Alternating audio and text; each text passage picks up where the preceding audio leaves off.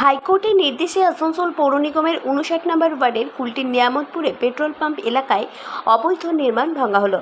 বুধবার আসানসোল পৌর নিগমের উদ্যোগে এবং পুলিশের উপস্থিতিতে সেই অবৈধ নির্মাণ ভেঙে ফেলা হয়েছে। আসানসোল পৌর নিগমের এক্সিকিউটিভ ইঞ্জিনিয়ার আর কে শ্রীবাস্তব বলেন, হাইকোর্টের নির্দেশে 24 ফুট বাই 14 ফুটের একটি অবৈধ নির্মাণ ভেঙে ফেলা হলো। বাড়িটি কোনো প্ল্যান ছাড়াই নির্মিত হয়েছিল। অন্যদিকে জানা গেছে বিষয়টি নিয়ে মোহাম্মদ ইসলামের প্রতিবেশী মোহাম্মদ ইখলাস উদ্দিন হাইকোর্টে মামলা করেছিল। সেই মামলার পরিপ্রেক্ষিতে হাইকোর্ট রায় দিয়েছে এবং সেই রায়ের ভিত্তিতেই এই অবৈধ নির্মাণ ভেঙে ফেলা হলো। হাইকোর্টের অর্ডারে এখানে ভাঙা হচ্ছে 24 ফুট বাই 14 ফুট। এটা ইলিগাল ছিল, without having any sanction plan এটা বানিয়েছে, সেই জন্য ভাঙা হচ্ছে। হাইকোর্টের এরা হয়তো অভিযোগ ছিল নিজেদের মধ্যে, হাইকোর্ট থেকে অর্ডার আমরা পেয়েছি এটা ভাঙার জন্য, এটা ইলিগাল আছে, ওই জন্য আমরা এখানে অফিস থেকে আমরা এসেছি এটা ভাঙতে। 24 ফুট বাই 14 ফুট कि আনলিগাল কনস্ট্রাকশন মানে বিনা প্ল্যান পাস করে উনি করে নিয়েছেন। এমন ব্যাপার হচ্ছে কি নিয়ামতপুরে 90% বিনা প্ল্যানের কনস্ট্রাকশন করা আছে, কিন্তু ওনার উপরে কিছু না। দায়িত্বটা হচ্ছে যে ওকে আনলিগাল কনস্ট্রাকশনটা পয়েন্ট ধরে কেস করেছে, তো হাইকোর্টের কারণটা পালন করছে আইনের। ও তো কিছু করা যায় না, যখন ম্যাজিস্ট্রেট অর্ডার দিয়ে হাইকোর্টের পালন তো করতেই হবে।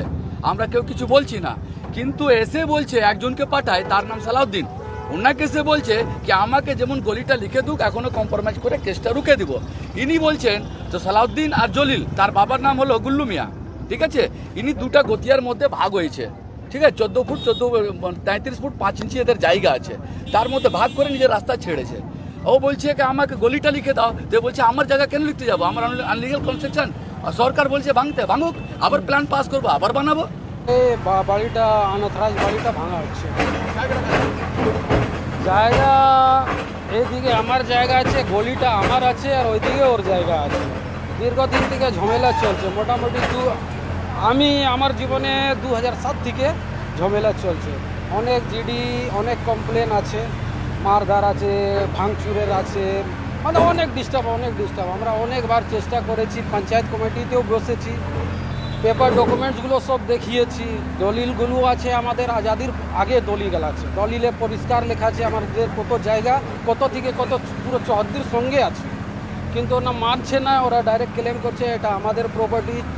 1.5 বছর থেকে আমাদের নালি উলি জাম করেছিল। ডেপুটি মেয়র কাছে পারমিশন নিয়ে এসেছিলাম, উনি আমাকে নয়ন নস্কর কাছে পাঠিয়েছিলেন, উনি সুমন কাছে পাঠিয়ে গিয়েছিলেন, তারপর কাউন্সিলরকে দিয়েছি, পুরো degree high court, civil court degree সব দিয়েছি, কিন্তু ওরা লালি পরিষ্কার করতে দেয়নি। আমার ঘরের নিজের বোনগুলা 1.5 বছর থেকে 1-1.5 কিলোমিটার দূর যেয়ে ল্যাট্রিন, বাথরুম, কলগেট চান করতো, এত কষ্ট ঝেলেছি।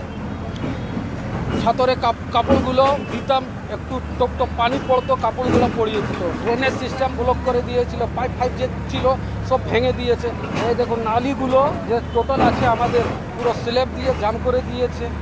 এদিকে এদের কিছু নেই, পেছনে আমাদের জায়গা ছিল ওটাও ক্যাপচার করে নিয়েছে।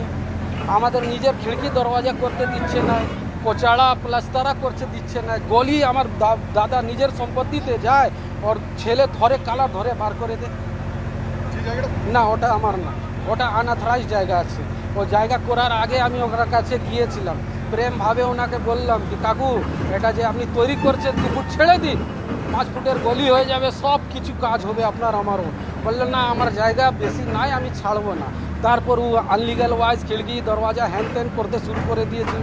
ঝামেলা হয়েছে, জিডিপিডি হয়ে আমাকে মজবুর হয়ে আমাকে আইন কানুনের সাহারা নিতে হবে। কুলটি থেকে বান্টি খানের